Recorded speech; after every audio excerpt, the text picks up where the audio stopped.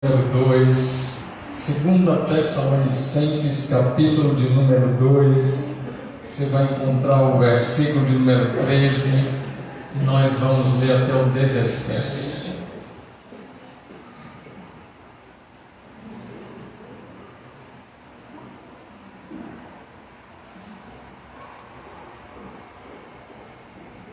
Obrigado, Pai, pela Tua palavra. Nesse momento aguardamos em Ti a revelação do que o Senhor pretende para nós. Teu Espírito tem liberdade para ministrar as nossas vidas, admoestando, direcionando, conduzindo, trazendo à luz.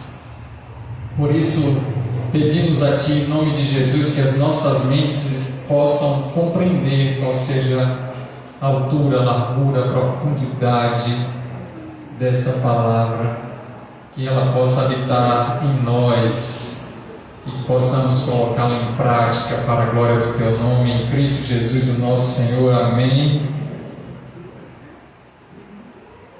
2 Tessalonicenses, capítulo de número 2, versículo de número 13, assim diz a palavra de Deus para nós. Mas nós devemos sempre dar graças a Deus por vocês, irmãos amados pelo Senhor, porque desde o princípio Deus os escolheu para serem salvos mediante a obra santificadora do Espírito e da fé na verdade. Ele os chamou para isso por meio do nosso Evangelho, a fim de tomarem posse da glória de nosso Senhor Jesus Cristo. Portanto, irmãos, permaneçam firmes e apeguem-se às tradições que foram ensinadas a vocês, quer de viva voz, quer por carta nossa. Que o próprio Senhor Jesus Cristo e Deus, nosso Pai, que nos amou e nos deu eterna consolação e boa esperança pela graça, dê ânimo ao coração de vocês e os fortaleçam para fazerem sempre o bem, tanto em atos como em palavras. Amém. Essa segunda carta aos Tessalonicenses, Paulo, Silvano e Timóteo, ele escreve à igreja ali aos Tessalonicenses, em Tessalônica, e ele vai saudar essa igreja. No primeiro momento ele vai render ações de graças em oração ao Senhor, e aí no segundo momento ele vai falar sobre o homem iníquo ou do pecado que já existe no sentido espiritual e que ele vai vir e vai estabelecer o trono dele por intermédio de sinais, maravilhas e prodígios realizados por Satanás.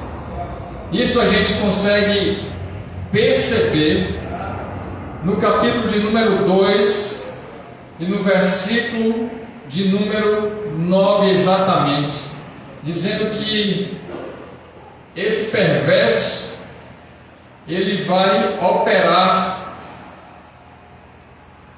através de um poder de Satanás. E Satanás então vai usar pessoas para realizar curas, milagres para alguns, coisas que vão deixar muitos perplexos e que vão acreditar que aquilo é um sinal de Deus. Mas na realidade, sem o discernimento e sem a presença do Espírito Santo, essas pessoas estarão sendo ou foram enganadas. No versículo de número 10 ele vai dizer que todas essas formas de engano da justiça vai acontecer para aqueles que estão perecendo, porque rejeitaram o amor verdadeiro, o amor que está recheado de verdade, e esse é o único amor que pode salvar. Então o próprio Deus vai deixar pessoas serem enganadas ludibriadas e pensarem que é o Deus soberano que está realizando essas coisas, porque dentro do coração dessas pessoas, elas estão cheias de cobiças perversas, de vontade de alcançar uma posição de glória. Essas pessoas estão cheias de amargura, rancor, idolatria, invejas. Elas estão cheias de ganância.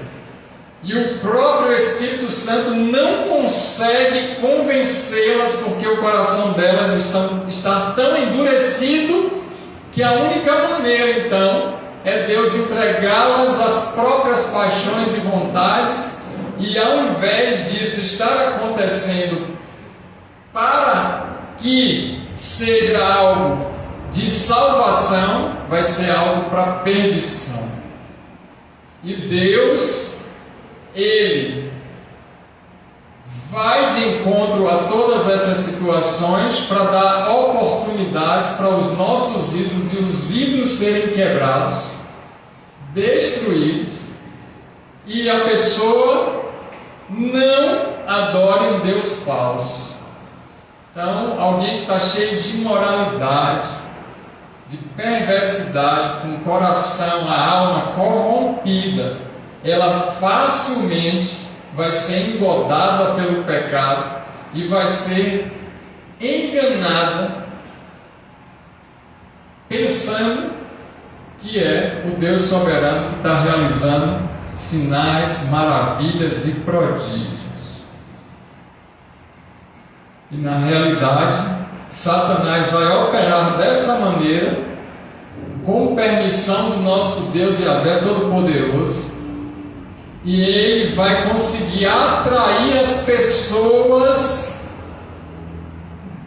através dessa idolatria, e elas vão pensar que esses ídolos é que estão realizando essas coisas, e elas vão ser gratas a esses ídolos, e na realidade elas estão perdidas na salvação. No versículo de número 11 vai dizer que é por essa razão que Deus envia um poder sedutor a fim de que eles creiam na mentira. Deus permite que o espírito da sedução tome conta da mente dessas pessoas, e elas vão se aglomerar em locais, e elas vão realizar grandes coisas e vão operar grandes sinais pelo poder de Satanás e não de Deus. E isso tudo é para que, através desse engano, elas sejam condenadas, porque não creram em Cristo Jesus. Elas não crerão em Cristo Jesus. Elas não têm mais capacidade de acreditar com a certeza convicta que Jesus é também o Cristo. Porque vai haver uma diferença de Jesus e Jesus o Cristo. O Cristo, ele é o Messias. Ele é o Senhor dos Senhores. Ele é o Todo-Poderoso, que vai julgar todas as ações, pensamentos e palavras do ser humano. E aí a gente não vê na Bíblia anti-Jesuses, a gente vê anticristos, porque as pessoas não têm problemas com Jesus. Jesus humano, Jesus histórico, Jesus abençoador, Jesus amoroso, Jesus bondoso, Jesus que realiza sinais. Eles não têm problema com esse Jesus.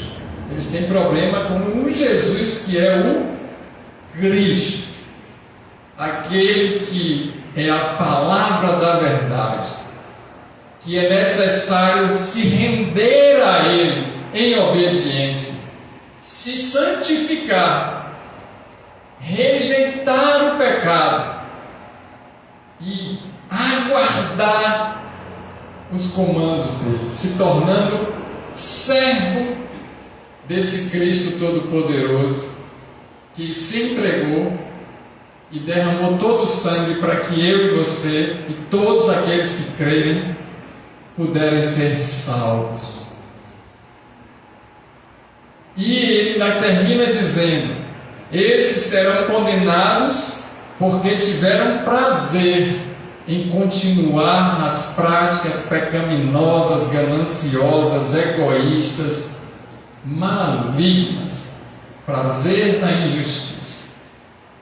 Então agora Paulo, ensinando também a Silvano e a Timóteo, ele faz uma exortação para que possamos perseverar na verdade. E então, à medida que eles vão escrevendo a carta, Paulo vai pegar essa mentira e vai comparar, e vai colocar exposta, e vai evidenciar através da luz da palavra de Deus. E ele começa dizendo aqui nas Escrituras Sagradas que a gente pode ler: mas nós, eu e você, irmãos, nós, irmãs, devemos sempre dar graças a Deus por todos aqueles que estão no nosso meio e foram salvos. Eles estão vivendo na verdade, eles têm o Espírito da verdade, e esse Espírito é o Espírito Santo, não o Espírito imundo da mentira. E então nós, eu, Paulo, Silvano e Timóteo, nós damos graças a Deus por vocês, porque vocês são amados do Senhor. Vocês não amam as suas próprias luxúrias, as próprias corrupções, vocês amam a Cristo. E dessa maneira, Cristo implantou em vocês o amor do Pai. Porque isso tudo foi desde o início de todas as coisas. Desde o princípio, Deus separou a cada um de vocês. E como é que a gente sabe então que nós somos separados desde o início que Deus nos escolheu? Quando vem a palavra da verdade, ela confronta as nossas vidas, os nossos desejos pecaminosos, os nossos erros, as nossas falhas, as nossas faltas. Quando a gente se sente confrontado em amor por essa palavra que está na Bíblia Sagrada, nas Escrituras, segundo o Evangelho de Jesus Cristo, que é a verdade. A Bíblia, ela é a palavra de Deus. Quando essa palavra vem em nós, nós não hesitamos, nós não nos excluímos, nós nos colocamos em obediência quebrantada, contrita, obediente, temente e sabendo que Deus está falando com cada um de nós. Deus está falando comigo e eu sei que é comigo e eu não vou rejeitar, eu não vou abrir mão, eu não vou conflitar com Deus, eu não vou brigar, lutar, no sentido de não querer aceitar o que Deus está falando. Pronto. Foi por isso que Deus nos escolheu desde o início. Os que andam no engano diz: não, eu já conheço isso. Deus é dessa maneira comigo. Eu tenho feito essas coisas e Deus está me prosperando. Nem tudo que está prosperando, Deus está presente. Porque Ele coloca que o espírito do engano realiza milagre. Satanás opera maravilhas, sinais e prodígios. Como é que a gente vai ter certeza que o milagre que está acontecendo nas igrejas evangélicas hoje em dia é de Deus ou não é?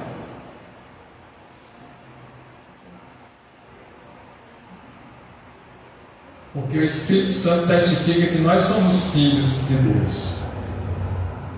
Porque quando a gente abre as Escrituras, a gente vê as obras que Deus realiza e Ele não dorme. Meu Pai trabalha e eu também até os dias de hoje. Não vai acontecer sinais, maravilhas, prodígios, milagres do Senhor se não tiver a prévia do arrependimento e conversão. Mudança de comportamento. Ninguém opera milagres pela mão de um Deus Todo-Poderoso e continua sem fruto na árvore ou frutos que não são dignos de justiça. Nós conhecemos a árvore pelo fruto, por isso que Jesus Cristo chama as pessoas e convida para o discipulado. Ele não convida para a igreja evangélica, para a igreja católica, ele não convida para a religião, ele não chama para o proselitismo, ele não chama para se mudar de lugar, de ambiente ou conviver com outras pessoas. Jesus Cristo nos chama para discipulado, é no convívio diário com a produção de frutos que mostram que está convertido. Então, como é que eu vou saber que é Deus que está operando sinal e maravilha pelas redes sociais? Porque eu ouvi uma pregação? Não é. Quando a gente abre as Escrituras, a gente vai ter que fundamentar nessa base sólida, edificada na rocha, e ele vai continuar falando. Paulo, ele vai continuar orientando, dizendo assim: para que vocês fossem salvos mediante a obra santificadora do Espírito. E aqui tem 3 tipos de santidade. O Espírito Santo, ele nos santifica logo quando a gente faz aliança com Jesus. Ele nos separa. Depois a gente tem um processo de renúncia do pecado, de perseverança na verdade, de continuidade em obediência.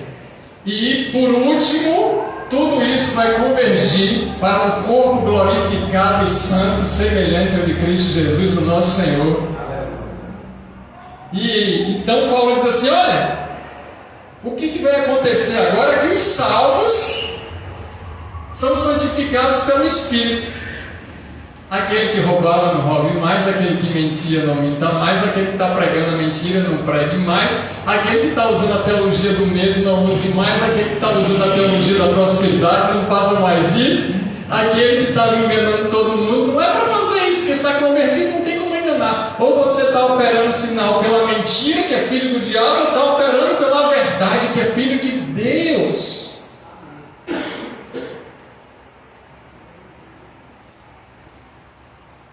Se você se vestia de uma maneira, você já não se veste mais.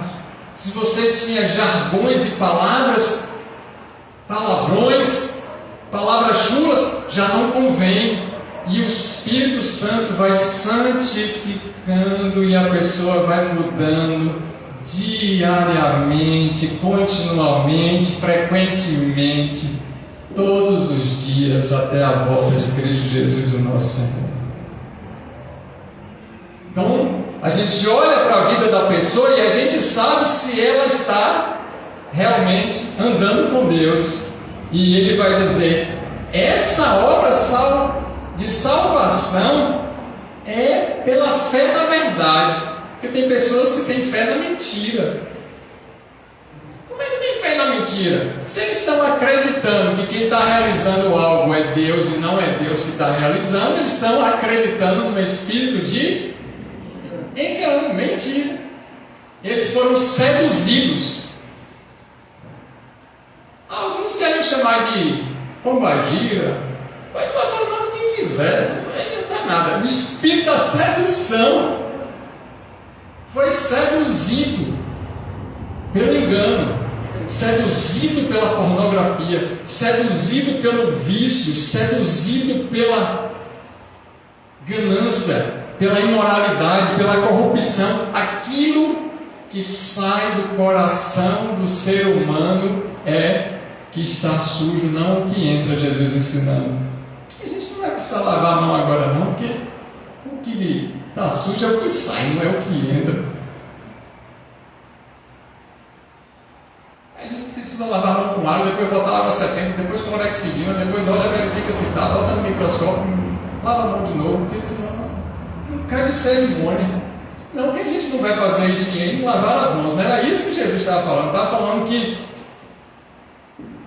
o legalismo era tão grande que, ao invés de observar a própria vida em si, estava olhando para detalhes externos, ao invés de olhar para um detalhe interno e pessoal. E então, no versículo 14, ele vai dizer: Deus os chamou para isso. Deus nos chamou para a santificação. Sem ela, ninguém verá a face do Senhor. Deus nos chamou para sermos separados, diferentes dos outros, andarmos na contramão do mundo. Todos estão fazendo, não interessa, nós não somos todo mundo, nós somos um povo de Deus, separados para a glória dele, e caminharemos de acordo com aquilo que ele tem mostrado, direcionado e que está nas Escrituras Sagradas. Então agora a nossa fé, ela tem um fundamento. A gente pode ter algumas diferenças de métodos, algumas diferenças em pequenas doutrinas locais. A gente pode dar preferência às mulheres dessa igreja só usar saia. Na outra, elas só querem usar calça. Na outra, elas não têm nem calça nem saia. Mas o fundamento da fé não são os usos, costumes, nem pensamentos individualizados. Então a gente tem um fundamento da fé.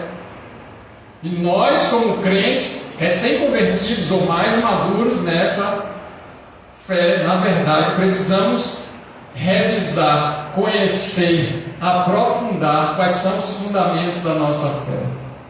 Então a pergunta para a igreja verdadeira é: você é crente? Sim. Em quem? Em Jesus. Então você é evangélico?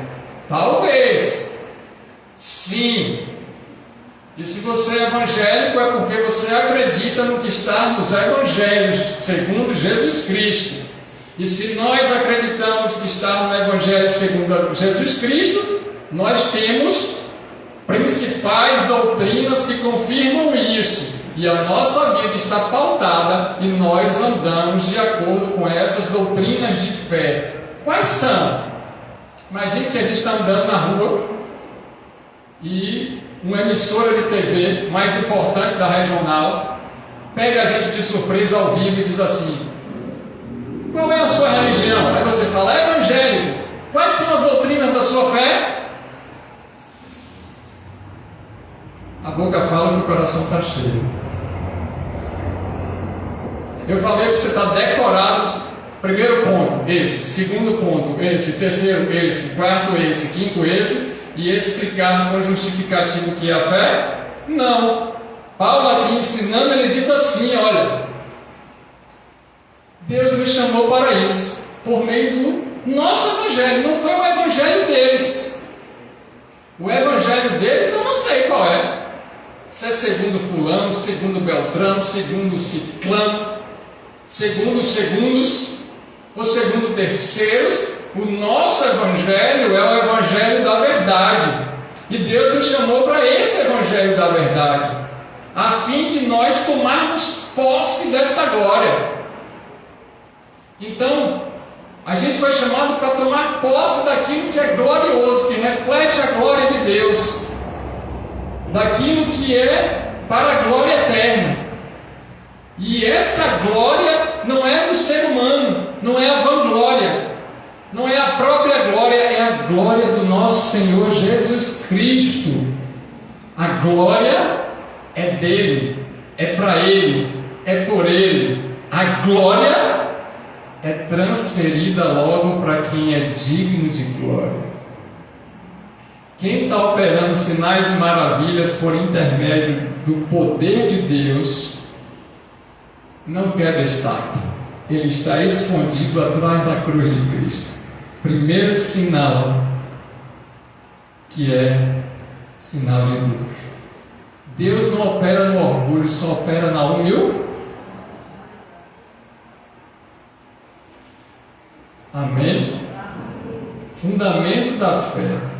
Eu vou deixar você instigado a voltar no próximo culto, querendo saber se nós somos crentes de verdade. Você é professor? Sim. Como é que eu posso ter certeza que você é professor? Eu posso ter certeza que eu sou professor porque eu ensino.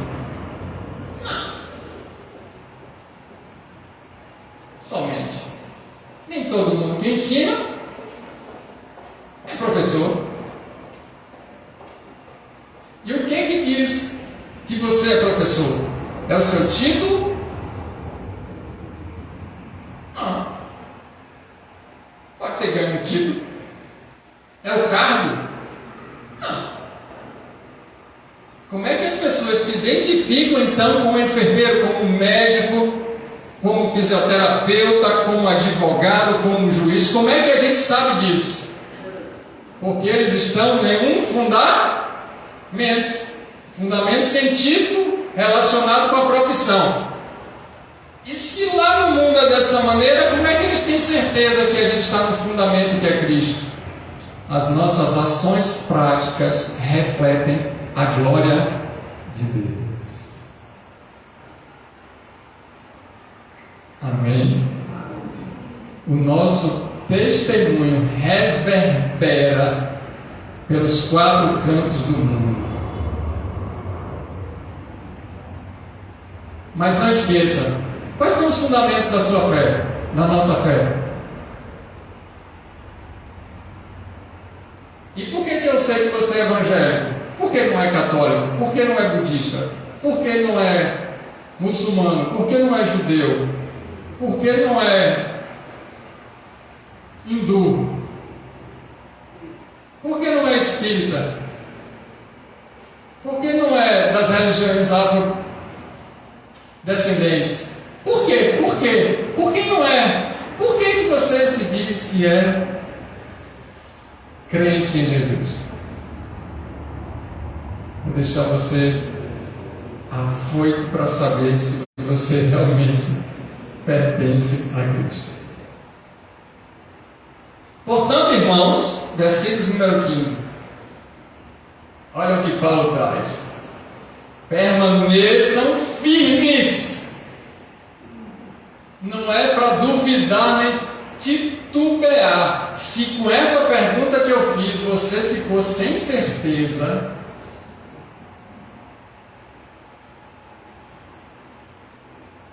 não está firme na rocha que é Cristo. Se vier uma grande tempestade, essa casa na areia, provavelmente ela vai desabar. E Deus vai deixar a tempestade chegar para provar que nós não estamos edificados na rocha que é Cristo.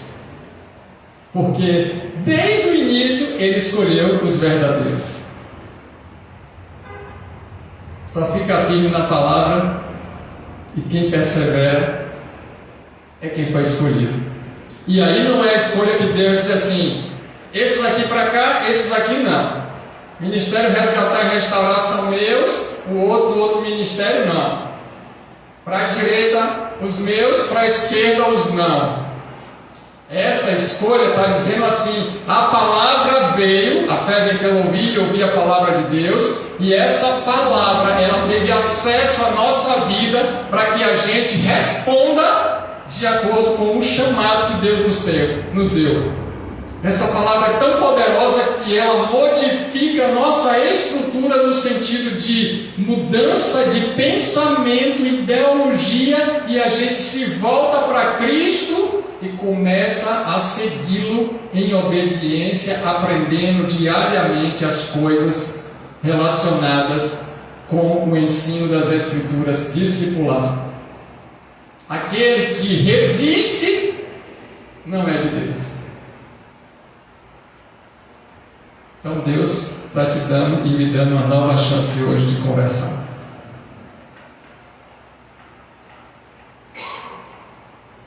Somos mesmo? Somos. Então, segundo o versículo 15 de 2 Tessalonicenses capítulo 2, diz: apeguem-se às tradições que foram ensinadas a vocês. E aqui ele não está falando as tradições dos fariseus, eles não estão dizendo as tradições da família. Quando ele diz tradições aqui, apeguem-se aos fundamentos, aquilo que foi explicado, demonstrado, vivido, compartilhado, aquilo que foi transmitido de pais para filhos, de geração para geração, através da palavra de Deus e principalmente com os ensinos de Jesus, e que foram ensinados a vocês, quer pessoalmente, presencialmente, quer por escrito. Aquilo que está sendo ensinado, que foi ensinado, e que é doutrina de salvação. Vocês precisam permanecer firmes e se apegar, se agarrar, que ninguém pode fazer você duvidar, pensar diferente, ou tentar desistir, não querer mais, passar um pensamento e encarar e se desviar daquilo que Deus quer. Vocês precisam agarrar de uma maneira que não tem quem tire mais você dessa palavra da verdade. A parte de Deus Ele vai fazer. É escolher e segurar para que a gente não caia. Mas quem tem que se apegar na mão do Senhor é, na hora que Pedro afundou, por duvidar, dentre outras coisas, por duvidar que ele poderia andar sobre as águas, Jesus estendeu a mão. Mas quem se agarrou firme à mão de Jesus? Pedro. Quando Jesus estendeu a sua mão, ele estendeu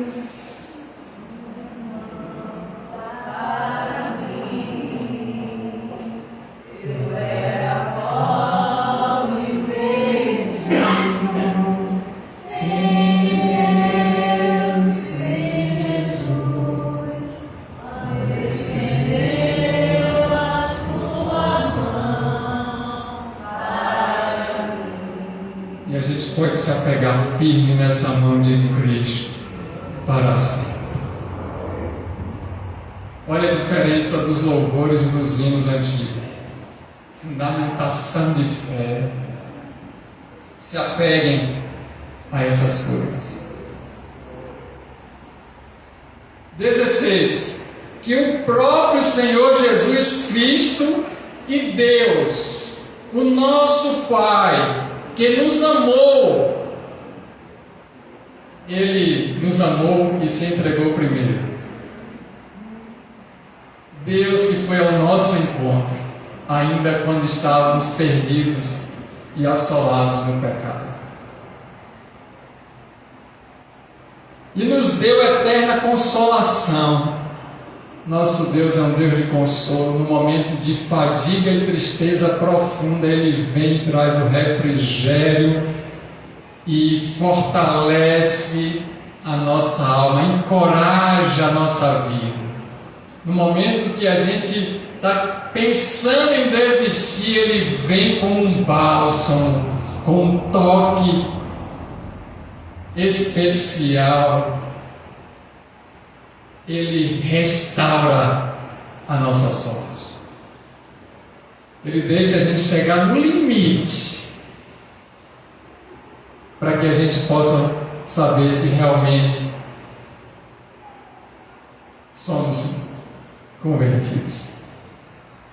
Mas aquele que é convertido recebe essa boa esperança pela graça. E aí não é por causa das nossas obras, não é pelo aquilo que a gente está fazendo ou vai fazer, pela graça sois salvos, isso não vem de vós, é dom de Deus para que ninguém se glorie. Mas agora, salvos, praticamos boas obras. As más obras, elas não pertencem a nós, que estamos, na verdade, somos conhecedores dos sinais, maravilhas, prodígios e vivemos nos milagres do nosso Deus. O nosso Deus é um Deus da verdade. Jesus afirmou: eu sou a verdade.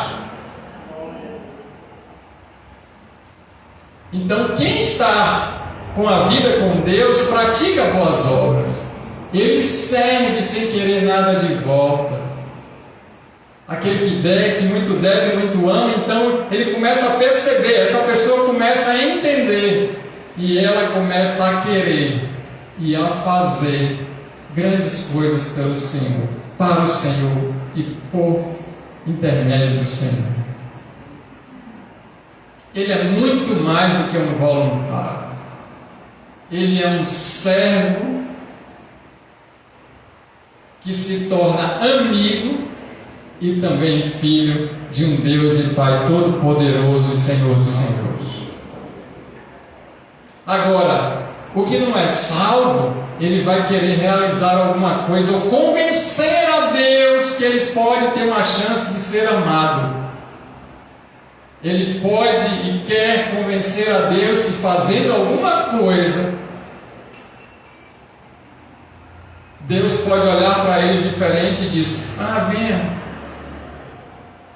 Então não é pelas esmolas, não é pelo dízimo, não é pela oferta, não é pelo evangelismo, não é por eventos, congressos, missões, capacitações, estratégias, ainda que todas essas coisas são bênçãos quando elas estão centradas na palavra e elas têm um propósito de glorificar a Deus, mas não tem nada que aumente ou diminua o amor de Deus pela minha, pela sua vida. Não tem nada que possamos fazer que Deus já não saiba e que possa emocioná-lo a ponto dele ficar envolvido com algo que a gente fez e diga: eu vou ceder porque você fez uma coisa tão linda para mim. Se antes Deus não colocasse dentro de nós essa fé de serviço, a gente não teria capacidade de fazer nada. Ele implanta isso em nós. Mas agora que conhecemos essa verdade, temos energia, boa vontade, tempo na agenda. Priorizamos primeiro buscar o reino de Deus e a sua justiça, e as demais coisas lhe serão acrescentadas. Nós damos um jeito, nós não temos mais desculpa, nós fazemos simplesmente porque fomos constrangidos por esse amor maravilhoso do Senhor. 17. Esse Jesus Cristo e Deus Pai Todo-Poderoso nos deu ânimo, e Ele nos dá ânimo. Ele coloca o ânimo no nosso coração. E Paulo diz: dê ânimo ao coração de vocês. A oração que Paulo faz aqui, ele está dizendo assim: eu estou intercedendo para que Deus coloque ânimo em vocês. E se Deus coloca ânimo na gente, por que a gente não está fazendo?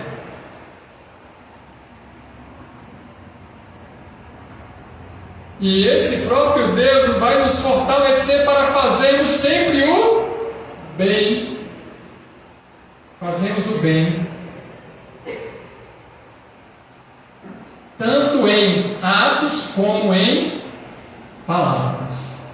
Então, o mundo, o sistema, as pessoas, aqueles que não conhecem a Deus e aqueles que conhecem a natureza, os seres visíveis e invisíveis estão olhando para nós, ouvindo de nós, percebendo de nós os nossos comportamentos, as nossas atitudes, para ver se o que a gente fala, o nosso discurso está coerente com a prática. Porque isso é a prática do bem naquilo que Deus já implantou. Se somos convertidos, os nossos atos condizem com as nossas palavras. E aquilo que a gente fala é aquilo que a gente é e vive. Quem é esse que aquilo que ele diz acontece? Nós não conhecemos outro profeta, nós não vimos outro nesses tempos a fazer o que Jesus está fazendo. Ele não é igual aos saduceus, aos fariseus, ele não é igual aos outros sacerdotes. Aquilo que ele está falando é a própria vida. Ele é o Cristo. Não tinha um discurso desconexo. O que é um discurso desconexo nesse sentido? Fala uma coisa, mas na prática é outra.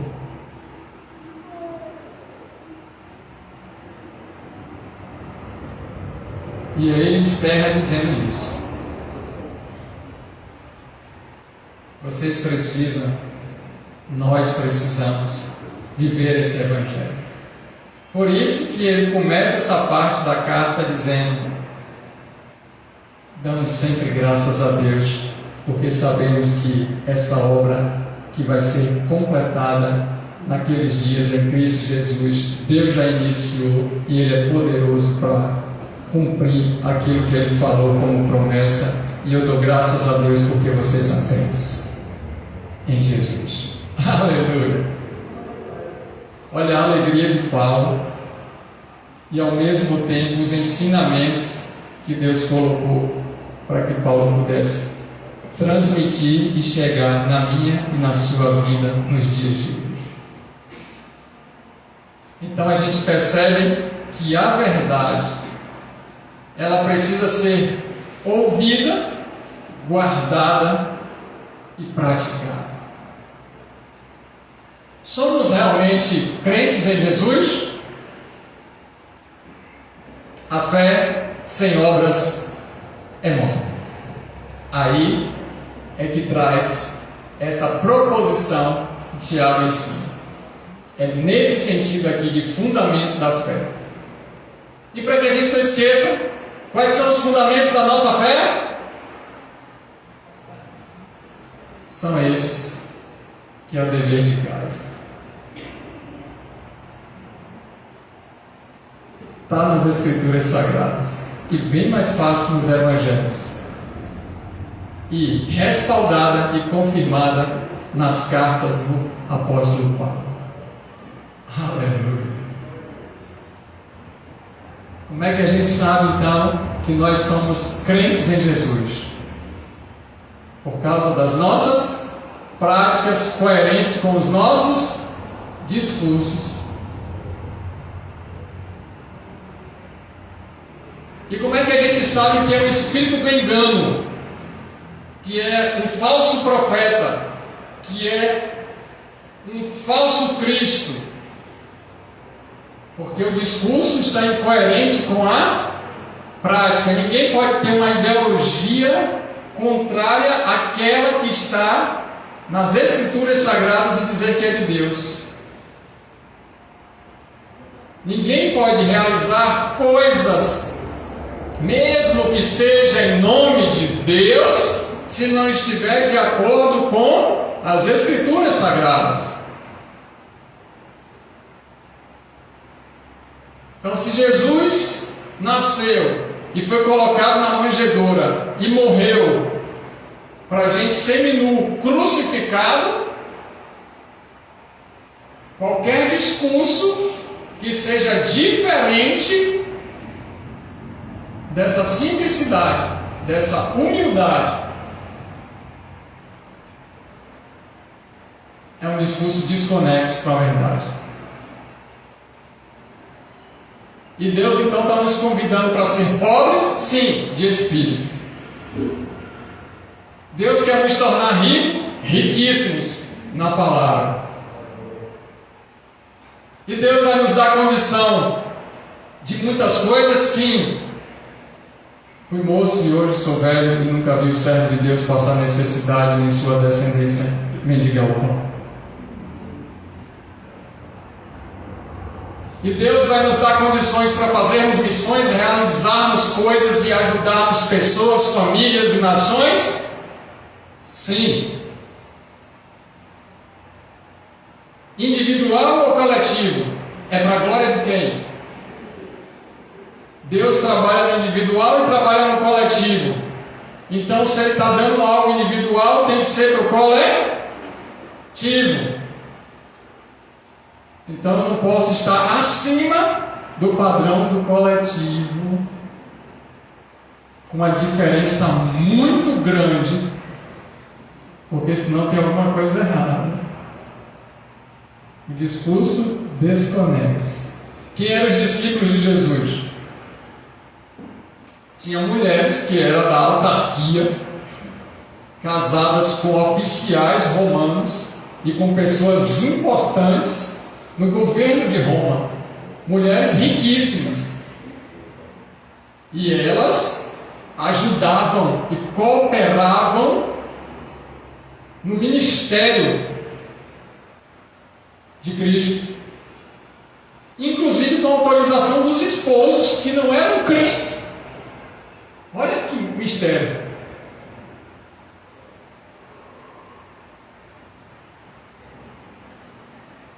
Então Deus opera para a gente não ficar como extremista.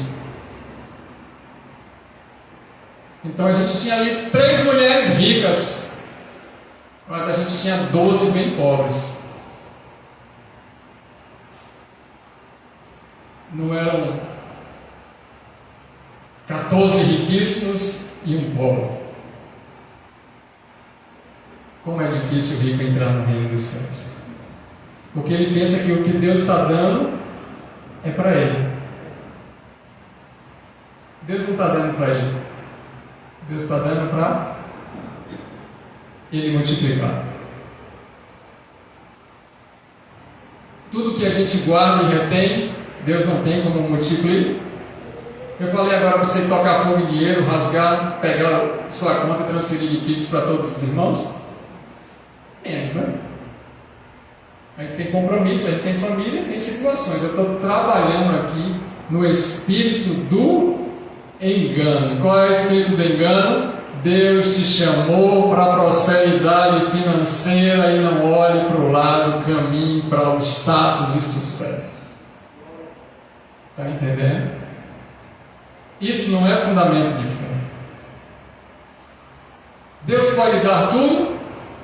Não. Tem alguma coisa impossível para Deus? Não. Outro fundamento da fé. Você conhece alguém que fez uma aliança com Cristo e continua na mesma prática de palavras, grupos que saem, ambientes que frequenta, investimentos de antes? Não conheço. Porque a metanoia faz com que a gente mude de tudo isso. Fundamento da fé. Mesmo que seja de aparência, chegue somente aparecendo os olhos e o corpo todo tapado, porque aí seria usos e costumes. Mas a vida diária não condiz com o servo ou com uma serva de Deus, em ações práticas do dia a dia. E como é que a gente sabe? Pelo fruto do Espírito. Não é pelos dons, porque pelos dons talvez a gente possa ser confundido com sinais e maravilhas. Ah, que bênção, foi curado de um câncer. Satanás que curou, ele deu a nota promissória da cura do câncer e tomou a alma para o inferno.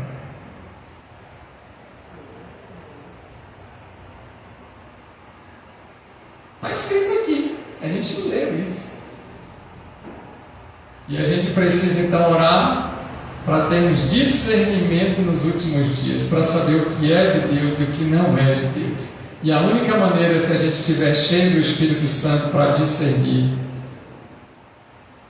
o que é e o que não é. Demônios falam em línguas estranhas. Eu sei disso. Eu caio com a legião de demônios. Então nem todo mundo que está cantando em línguas estranhas. Qual é o fundamento da fé? Seria melhor que você falasse uma palavra para que todos entendessem e se quebrantassem na presença do Deus, do que falar várias palavras em línguas que ninguém está entendendo nada. Fundamento da fé. Eu comecei a dar pesca como professor, e aí você sabe que eu sou professor, comecei a ensinar de uma maneira para você entender como você vai buscar os fundamentos da fé. Aleluia.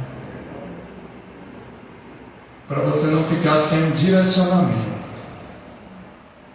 Só que você tem um amigo chamado Google, que é a tecnologia dos últimos dias, que você não vai nem escrever, você vai botar, como Paulo falou, que é viva voz. Nova versão internacional, ou Google, o que são os fundamentos da fé cristã. Vai numerar rapidinho. Aí depois você vai consultar cada versículo. Mas não tem outras coisas que nós nesse ministério fazemos que o outro irmão do outro ministério não faz e não pratica. Mas são situações da nossa crença nesse momento aqui, do grupo que Deus separou, que não influencia na nossa salvação. Eles são aproximados e nós nos aproximamos deles por causa dos fundamentos da fé, não por causa das discordâncias de situações específicas, locais, regionais e culturais. Agora, o fundamento da nossa fé é cristã, não é judaica. O fundamento da nossa fé é cristã e não de religiões afrodescendentes. A nossa fundamentação da fé é em Cristo Jesus, o nosso Senhor, e não em sincretismo religioso. A fundamentação da nossa fé é na rocha que é Cristo. O que Ele não ensinou, a gente não repete, não faz e não aceita. Aonde que Cristo ensinou isso? Pronto. Esse é o fundamento da nossa fé. Porque vai convergir para os ensinamentos dos profetas e dos apóstolos. Amém? E qual seria, então, o ensinamento dos apóstolos e dos profetas? O que foi que os apóstolos e os profetas falaram? Perguntando para vocês como igreja.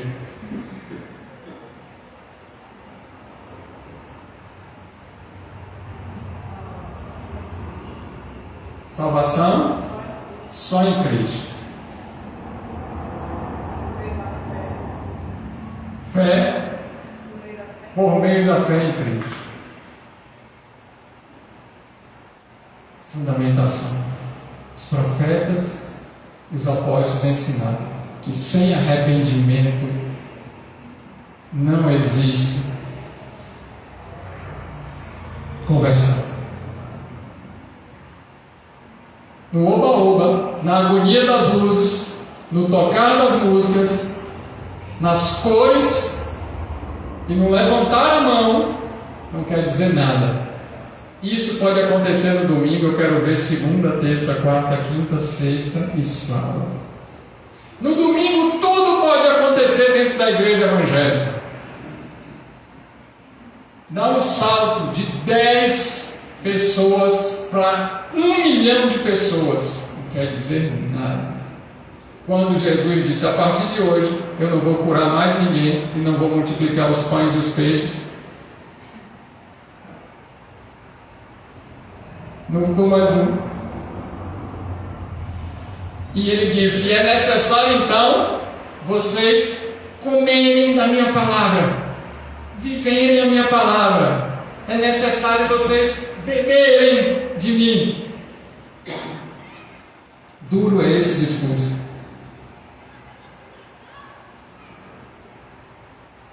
Nós não queremos Jesus.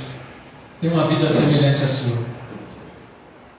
Nós queremos o melhor de tudo que o Senhor pode nos dar, como um Deus que pode todas as coisas e que é um Deus que vai dar muitos presentes. É isso que a gente quer, estarmos satisfeitos.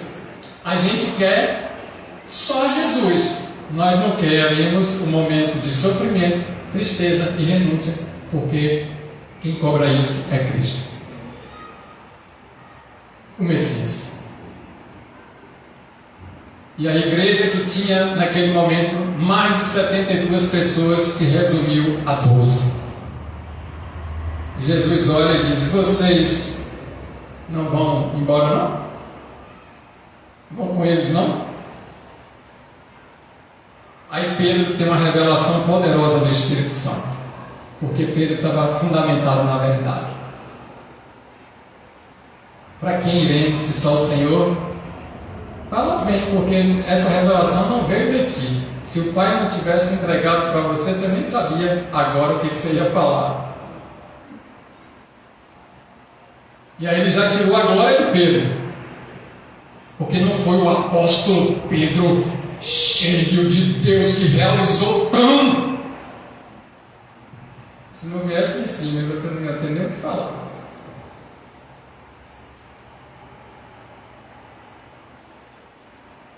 E aí eles ficam.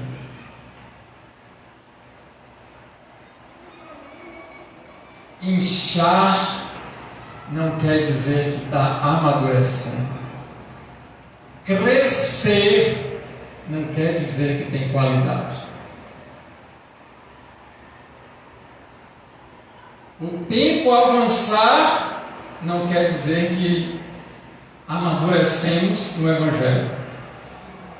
Anos de igreja não quer dizer que somos convertidos em algumas áreas.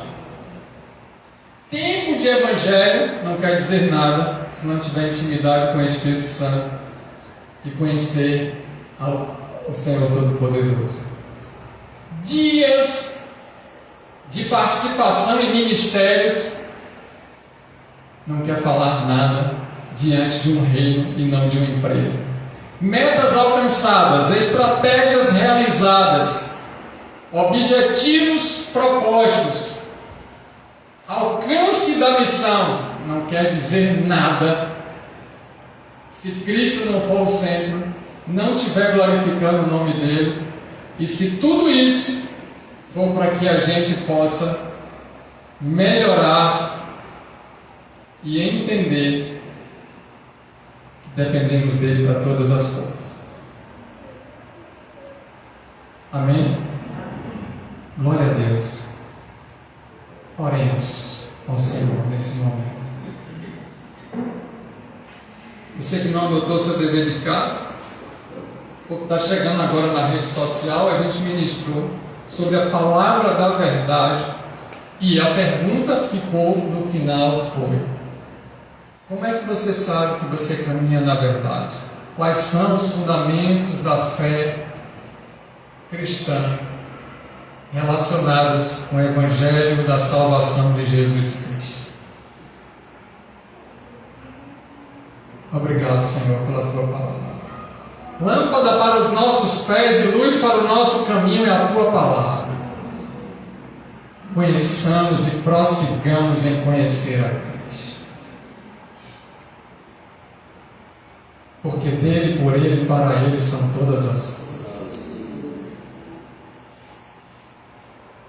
Para quem demos se só o Senhor tem a palavra de vida? Nos ensina os teus fundamentos. Nos firma nessa rocha eterna, Senhor nosso Deus. Nos ajuda nas nossas fraquezas. Nos sustenta em meio às nossas limitações. Revigora a nossa saúde.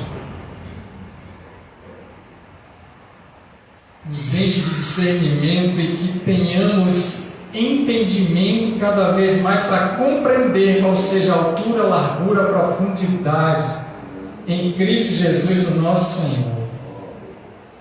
Não nos deixa desviar nem para a direita nem para a esquerda, mas seguir no caminho eterno, porque Jesus é o caminho, a verdade e a vida. O Senhor nos escolheu primeiro, então quem pode nos arrebatar das suas mãos? Está escrito na tua palavra. Nem a altura, nem a largura, nem a profundidade, nem nenhum poder, nem nenhum dos tempos, nem o século por vir pode nos separar do amor que está em Cristo Jesus, o nosso Senhor. É de acordo com a tua promessa que nós seguramos na tua mão agora, mas se o Senhor com a outra mão não segurar no nosso punho, certamente podemos escorregar em algum momento. Não retira o teu Espírito de nós, Senhor. Nos torna sensíveis ao entendimento daquilo que é necessário para a glória do teu nome.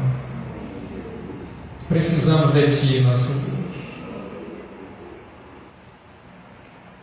Nos sustenta na tua verdade. A tua palavra é a verdade, então santifica corpo, alma e espírito nessa hora, Senhor. E assim rendemos graças a ti, individual e coletivamente, como família e como congregação nessa hora, em nome de Jesus, amém. Glória a Deus.